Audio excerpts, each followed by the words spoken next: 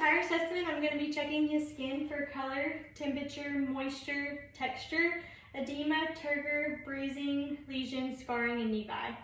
I'm first going to start by looking at his head. So we're looking for size, shape and symmetry, and midline position. We're then going to go on to look at his scalp. So we're going to inspect and palpate the scalp, looking for hair distribution, color, and texture, which is good. And then we are feeling for any depressions, infestations, masses, lesions, and tenderness. Do you have any tenderness? No. So no abnormalities. We're then going to feel the temporal arteries for tenderness. Do you have any? No. Okay. And we are then going to move on to the lymph nodes. So we're going to start with preauricular, postauricular, occipital, tonsillar, submandibular, submental, anterior cervical, posterior cervical, and supraclavicular. And I don't feel any enlarged or swollen lymph nodes. We're then going to check cranial nerve 5, which is your motor.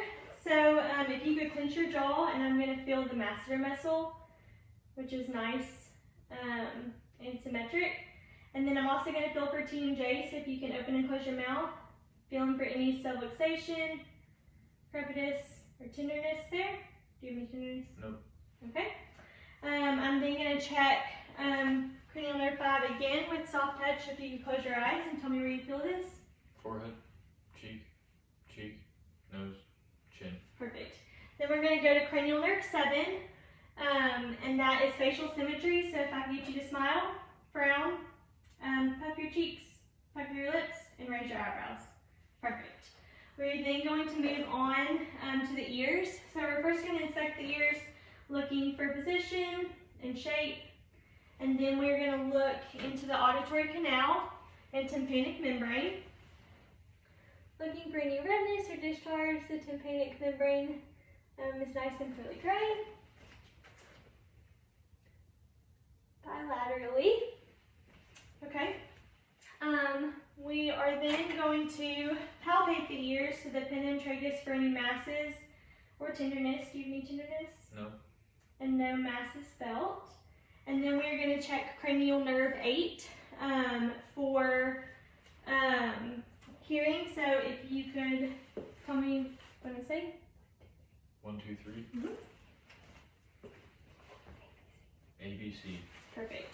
We're then going to check cranial nerve 8 with the Weber, right? So tell me if you hear this. This is for lateralization symmetrically. Yes. Okay, and then tell me when you stop hearing this both times. No. No. No. No. Okay, so air conduction is greater than bone conduction. We're then going to move on to the nose. So we're checking to make sure that it's nice, straight, and midline, which it is. And then we're going to check nasal patency. So if you could hold one there, breathe in and out. Better, breathe in and out. Perfect. And then I'm going to palpate the frontal and maxillary sinuses for any tenderness. Any tenderness? Nope. Perfect. We're then going to move on to the mouth. And so we're going to be checking the teeth, gums, buccal mucosa, salivary glands, posterior pharynx, palate, under the tongue. So we are going to check cranial nerves 9 and 10 to make sure that the soft palate and uvula rise with phonation. Say ah. Perfect. And they do. And then we are going to check cranial nerve 12 to make sure the tongue is midline with no fasciculations or muscle twitching. Perfect. And then we are going to move on to the neck. So for the neck, I'm going to palpate the trachea to make sure it's midline and symmetric, which it is. Then I'm going to palpate the thyroid gland. Okay. And then I'm going to palpate the carotid artery. And then I'm going to listen to the carotid artery for bruise.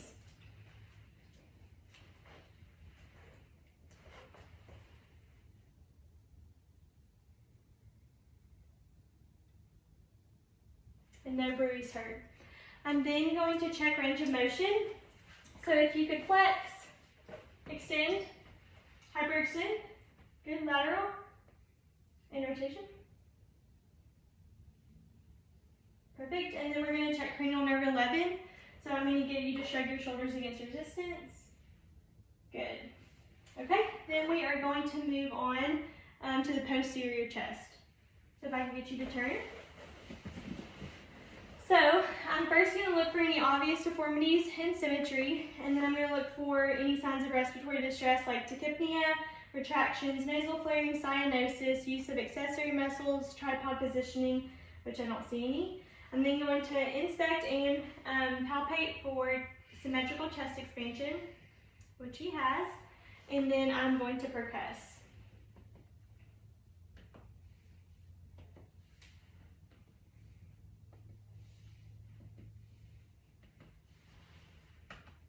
Okay, then I'm going to auscultate. Starting above the scapula, breathe in and out for me.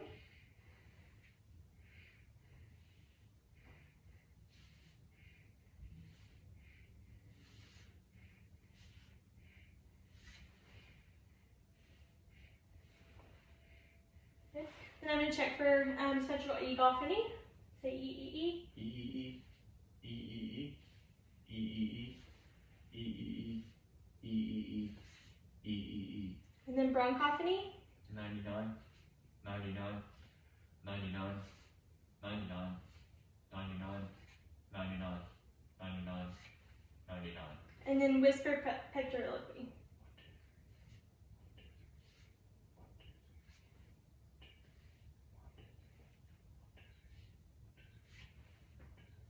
Perfect. Then I'm going to palpate for tactile thermitis. 99. 99. 99. 99. Perfect. And then I'm going to get the patient to move, turn around so I can do anterior chest. So again, I'm going to look for any obvious deformities and symmetry. I'm going to palpate for symmetrical chest expansion, and then palpate for tactile thermitis. 99. 99. 99. 99.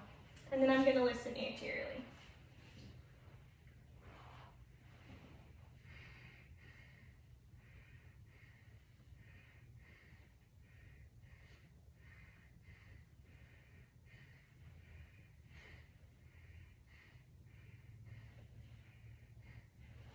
Perfect.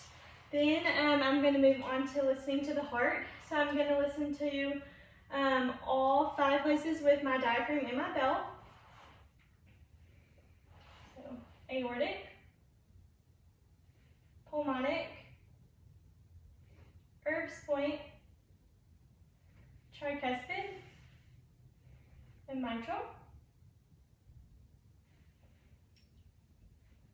Aortic, pulmonic, Erb's point, tricuspid, and mitral. And then I'm going to palpate the PMI. And then listen to it for 60 seconds, noting the rate and rhythm. Okay, then I'm going to get my patient to lie down. I'm then going to inspect to see if I see any heaves or lifts, which I do not, and then I'm going to palpate for any thrills in the auscultation points. Aortic, pulmonic, Erb's point, tricuspid, and mitral. And no thrills, so I'm now going to auscultate my 5 points again. Aortic, pulmonic, Erb's point, tricuspid, mitral, aortic, pulmonic, Erb's point, tricuspid, and mitral. Good. S1 and S2 are heard, and no abnormal heart sounds. So now we're going to move on to the abdomen. So I'd first look to see if he had any JVD or jugular pulsation at a 30 to 45 degree angle. Then I would move on to the abdomen, and I would look for normal, abnormal, or abdominal contours and symmetry. I would then listen for bruits. So we are going to listen to aorta, renal arteries, iliac arteries, and femoral arteries. And no breathes were heard, so now we're going to listen to vowel sounds in all 4 quadrants, starting in right lower.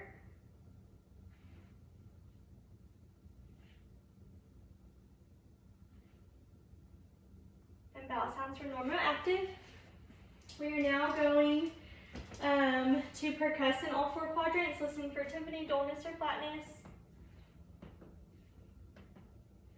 And then we are going to palpate for any masses or tenderness. Do you have any tenderness? Nope. And no masses felt. And I'm also going to palpate for the liver and spleen. Okay.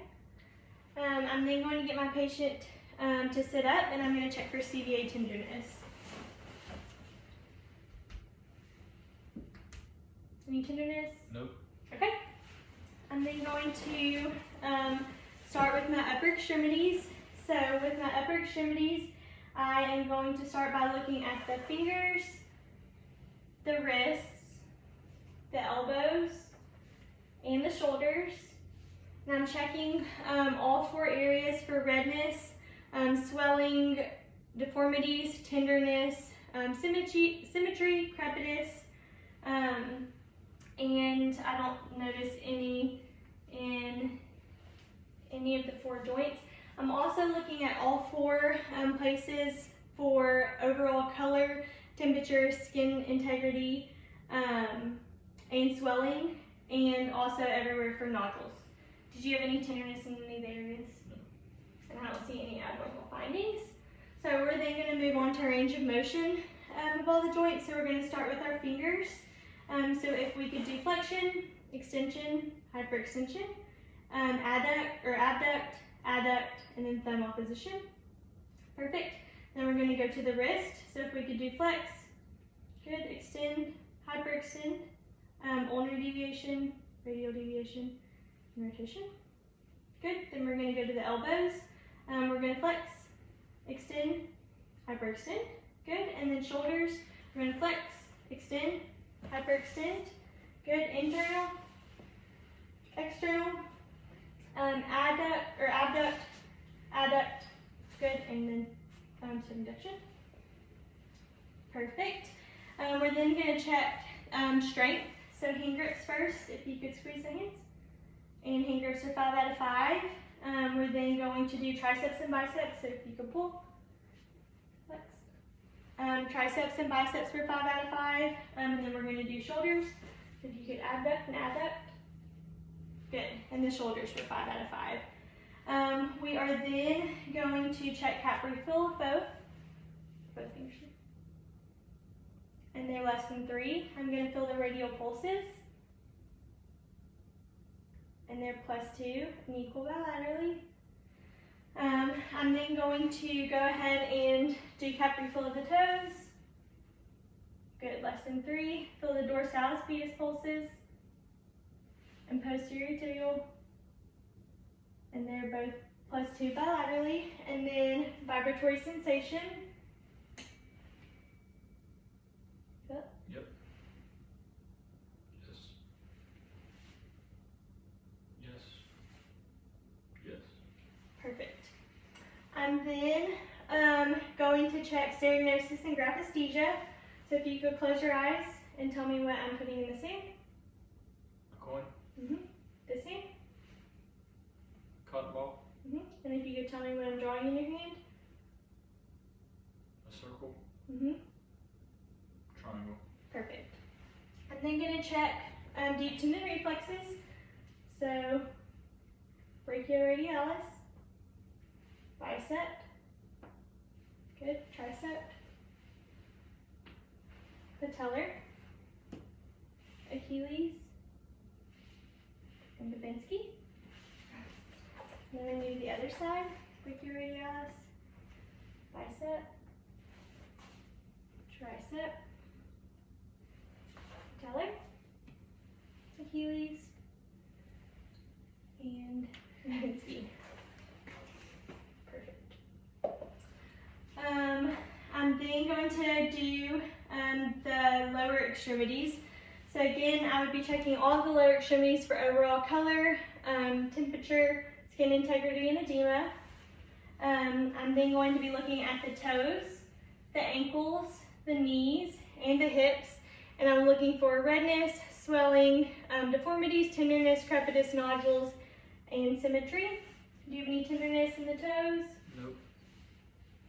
The ankles? Nope. Or the knees? Nope. Okay, so no abnormalities there.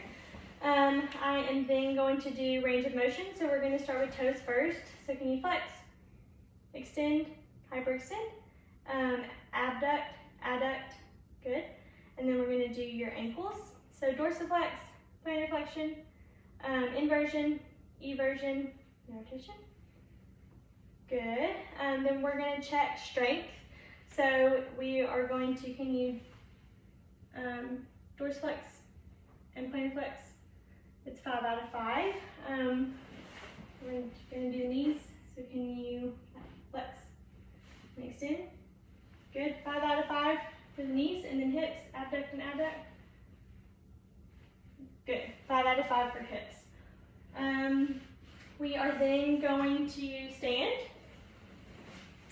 and we're going to check again the hips while standing for any crepitus, nodules, deformity, tenderness, redness, swelling, and symmetry. Do you have any tenderness? No. So no abnormalities there. We're then going to do range of motion for the hips. So can you flex, extend, hyperextend? Good. Inversion, can you, rotation, sorry. Abduct, adduct, perfect. And then we're gonna check the spine. So if you can turn around. So we're looking at the spine for alignment, curvature, and any tenderness. Do you have any tenderness? Nope. Good. I'm gonna get the patient to do spinal flexion, checking for any scoliosis, that the spine is nice and straight. Any tenderness? Nope. So no scoliosis noted. Can you extend, hyperextend, lateral? Good. A rotation. Perfect. I'm then going to do the Romberg test. So I'm going to get the patient to close his eyes. Good. Checking for any swaying, which he does not have. And then I'm going to check gait. So if you could walk regularly towards me. Perfect. Tandem gait, heel to toe. Perfect. I'm then going to check balance. So if you could hop on one foot. Perfect. Hop on the other foot. Perfect. And that completes our head to toe assessment.